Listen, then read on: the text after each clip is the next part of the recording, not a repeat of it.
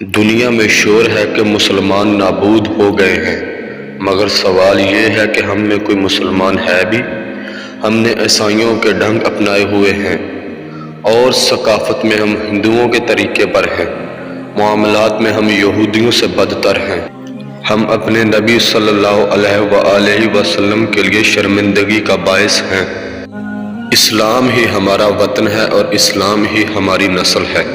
دنیا میں ایک بہت اہم مقام ہے اور اس سے صحیح استفادہ حاصل کرنے کے لیے کامل انسان بننے کی کوشش کرنی چاہیے۔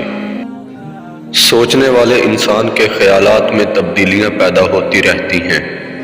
ضبط نفس افراد میں ہو تو خاندانوں کی تعمیر ہوتی رہتی ہے، قومیں ہوں تو سلطنتیں قائم ہوتی ہیں۔ مقصد واحد کی لگن والا آدمی ہی سیاسی اور معاشرتی انقلابات پیدا کرتا ہے۔ مخالف کو بھی نرمی سے سمجھاؤ، قلب کی فطرت ہی ایسی ہے کہ وہ صرف محبت سے رام ہو سکتا ہے۔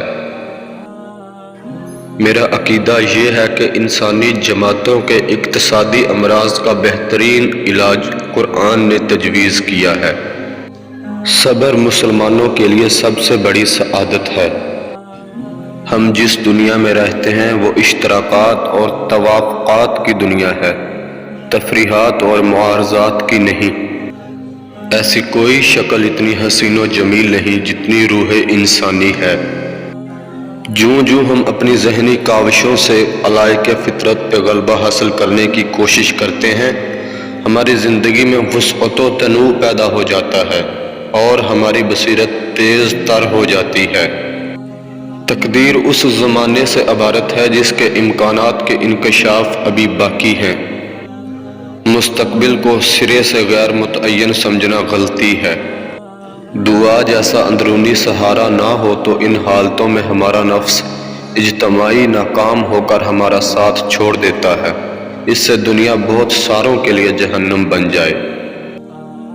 علم کی ابتدا محسوس سے ہوتی ہے، کیونکہ جب تک ہمارا ذہن اسے اپنی گرفت اور قابو میں نہیں لے آتا، فکر انسانی میں یہ صلاحیت پیدا نہیں ہوتی کہ اس سے آگے بڑھ سکے۔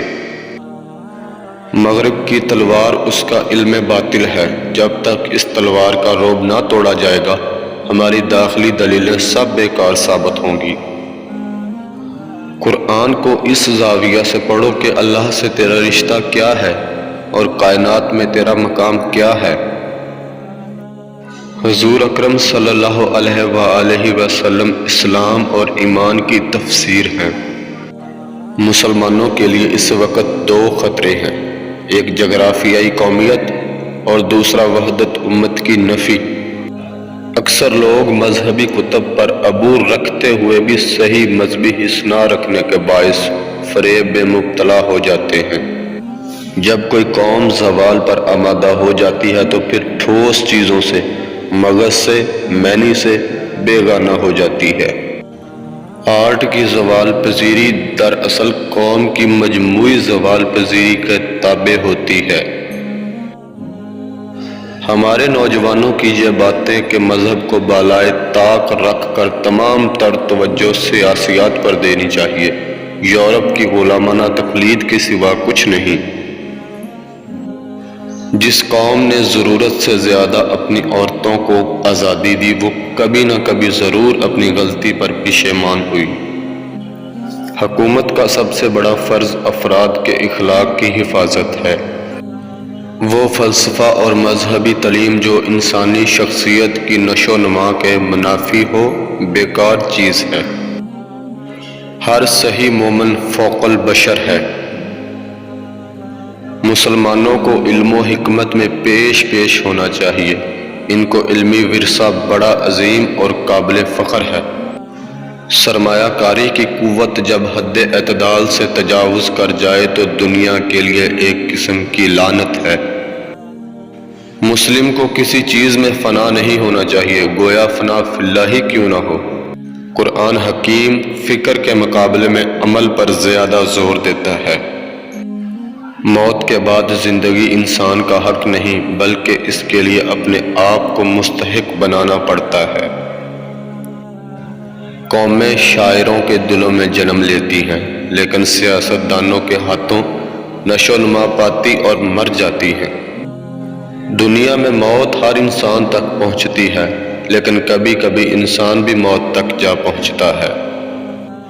بعض مغربی خیالات ایک نامحسوس زہر کی طرح ہمارے دماغوں میں سرایت کر گئے ہیں، جن میں سے ایک یہ بھی ہے کہ مذہب کا سیاست سے کوئی واسطہ نہیں۔ میرے آباء و اجداد برہمن تھے، انہوں نے اپنی عمر اس سوچ میں گزاری کہ خدا کیا ہے۔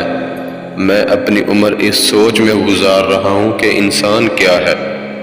جو شعر حیات ابدی کا پیغام دیتا ہے وہ یا تو نغمہ جبریل ہے یا سور اسرافیل۔ ماہر نفسیات پانی کی سطح پر تیرتا رہتا ہے، جبکہ شاعر تہ میں اتر جاتا ہے۔ بندہ مومن جب اللہ کی رضا میں گم ہو جاتا ہے تو خود تقدیر الہی بن جاتا ہے۔ جو مسائل انسان حل نہ کرے، قدرت انہیں حل نہیں کرتی۔ ہزار کتب خانے ایک طرف اور باپ کی نگاہ ملتفت ایک طرف۔ شعر سننے سنانے کی چیز نہیں، تنہائی میں بیٹھ کر پڑھنے کی چیز ہے۔ اقوام زندگی میں قدیم ایسا ہی ضروری ہے جیسا کہ جدید۔ حدود و خودی کے تعین کا نام شریعت ہے، اور شریعت کو اپنے قلب کی گہرائیوں میں محسوس کرنے کا نام طریقت ہے۔ فلسفہ انسان کو بوڑھا بناتا ہے اور شاعری جوان کرتی ہے۔ زندگی وہ فرحت ہے جس میں خود کو عمل کے بے شمار مواقع ملتے ہیں، اور موت اس کا پہلا امتحان ہے۔ آج کا دن اسی شخص کا ہے جو زمانے کے سمندر میں غوطہ لگاتا ہے۔ اگر تو غیر کے آگے جھکا تو جسم و جان تیری نہیں رہے گی۔ عورت زندگی کی ایک آگ ہے، اور عورت انسانیت کی آگ میں خود کو جھونکتی ہے۔ اس آگ کی تپش سے انسان پیدا ہوتے ہیں۔ عورت کو خلوت کی ضرورت ہوتی ہے اور مرد کو جلوت کی۔